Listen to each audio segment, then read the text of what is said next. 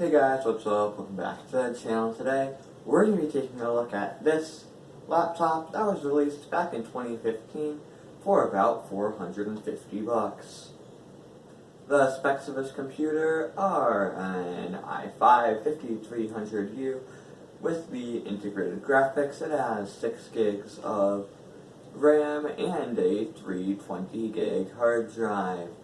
The exact model is the Toshiba Satellite C55T-C5300, and today we're going to be taking a look at it, see if it can still play some games, and how good the general usability is. Now, with all 12 screws removed from the base, to get the bottom off, you just slide out the disk drive, slide out the battery, and then gently lift up on the bottom cover to remove it.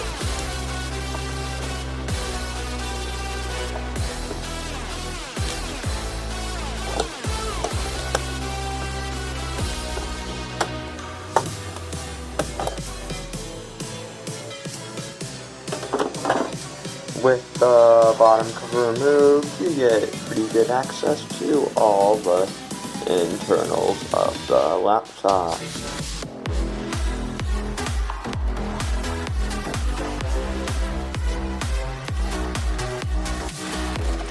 Earlier I mentioned that I didn't see where this fan intake from, because as you can see on the bottom cover right there, there's a vent for the fan to exhaust through the vents from, but the fan intake, which is right there on the top of the fan, would be intaking into a hard piece of plastic.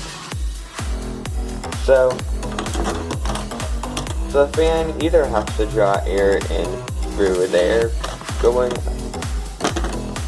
which would have to make it across this heat pipe and then over into the fan, or it is somehow drawing in air from that top vent.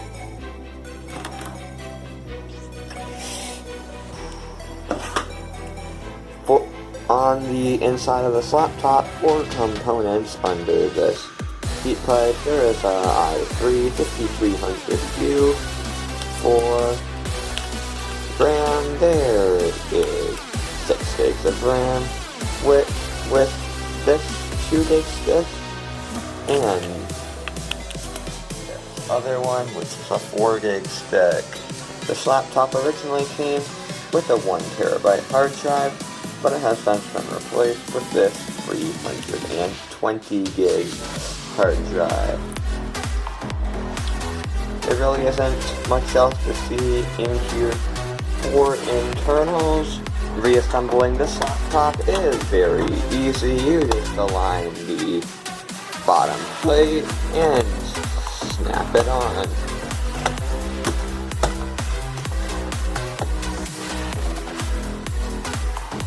Next, do sliding the battery, followed by the disk drive.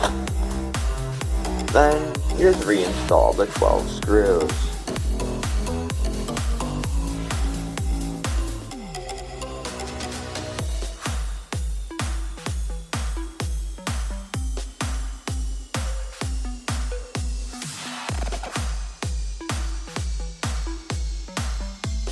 Alright, starting off the benchmarks with Cinebench, the i5-5300U gets a score of 430 points.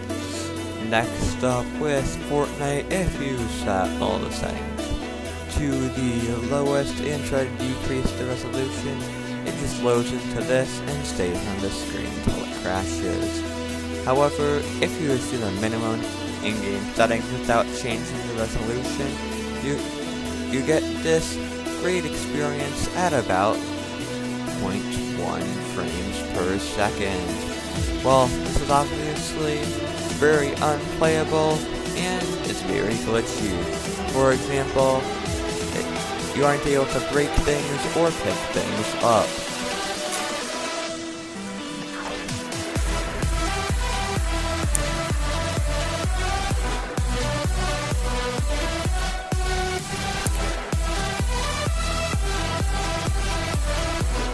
Next up with Rocket League at the lowest settings at the native resolution.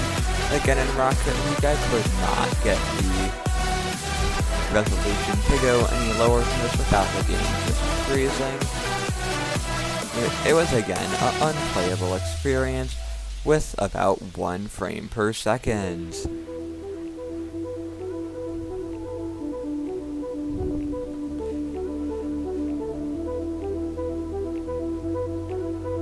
Ultimate is not ready. Moving on to Valorant, just for the first few seconds I left the volume on at the lowest amount so you could just hear how best the audio was.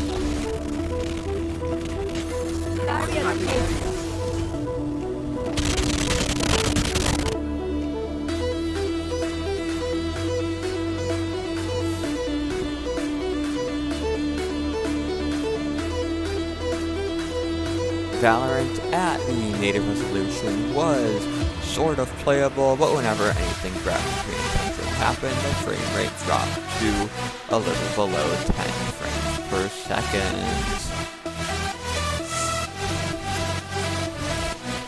Although this was somewhat playable, I would still recommend lowering the resolution at this point.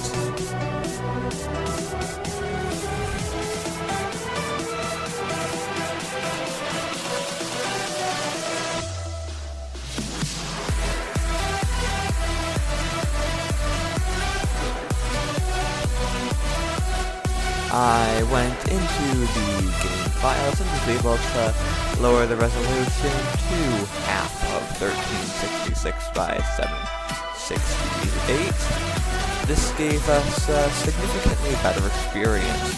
Although we were still only getting about 40 frames a second, there weren't nearly as many dips to below that frame rate.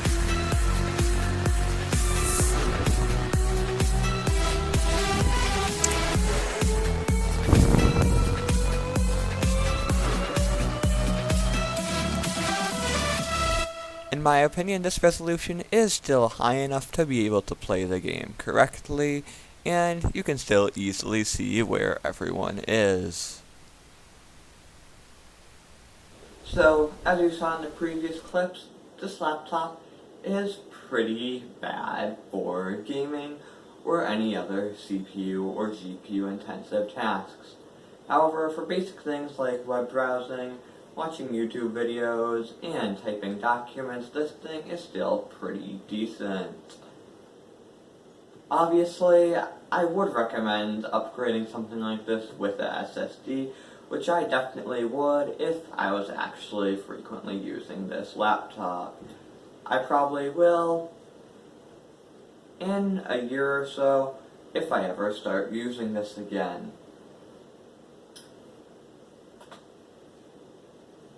Anyways, thanks for watching this video.